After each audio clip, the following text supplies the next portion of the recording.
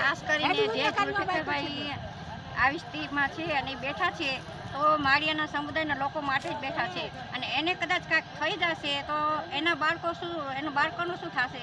4 પ્રશ્ન છે. એક તો સ્કૂલમાં પરીક્ષા દેવા માટે મોરબી જવું પડે છે, બસ સ્ટેશન નથી, રેલવે સ્ટેશન છે, જંકશન છે, માળિયા જંકશન છે, પણ જંકશન શું કામનું જ્યાં ટ્રેન તો ઊભી રહેતી નથી, એટલે જંકશનમાં ટ્રેન ઊભી રહેવી જોઈએ. પરીક્ષા દેવા માટે મોરબી ન જવું જોઈએ. ગરીબ માણસ કેમ મોરબી પહોંચી શકે? મોરબી ન જવું જોઈએ. ને ખાસ કરીને માળિયા CSCમાં કાંઈ સુવિધા નથી, પાણી પણ નથી. સગર્ભા બેન હોય, પહેલી ડિલિવરી હોય, ડિલિવરી અહીંયા થતી હોય તે છતાં એમ કે દવાખાને મોરબી જવું પડશે અને ડિલિવરી તો વચ્ચે જ થઈ જાય ને પછી બેનનું શું સુવિધા? બેનને માટે કાંઈ સુવિધા છે જ નહીં. એટલે માળિયા તમારો તાલુકો છે, છતાં તમને કાંઈ સુવિધા મળતી નથી. અને વાતો થઈ રહી છે કે મામલતદાર ઓફિસ અહીંથી ખસેડાઈને દૂર જશે, તો દૂર જે બીજા ગામડાના લોકો છે ક્યાં જશે?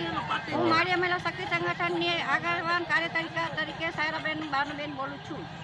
આ પ્રશ્ન અમારી માટે હલ થવા જોઈને ચાલુ આ જાય કોઈ એટલે જો એના કાઈ થશે તો એની જવાબદારી સરકાર છે. જીતિકાને જો કાઈ થયું તો એની સરકાર જવાબદારી લેશે, બાકી પબ્લિક કોઈ જવાબદારી નહીં. એટલે સરકાર એમની માંગો પૂરી કરવામાં આવે, નહીં તો તમામ કાંઈ પણ જુલ્ફીભાઈને કાંઈ થયો કે બીજું કાંઈ પણ પ્રશ્ન ઊભા થયા તો તેમની તમામ જવાબદારી સરકારની રહેશે.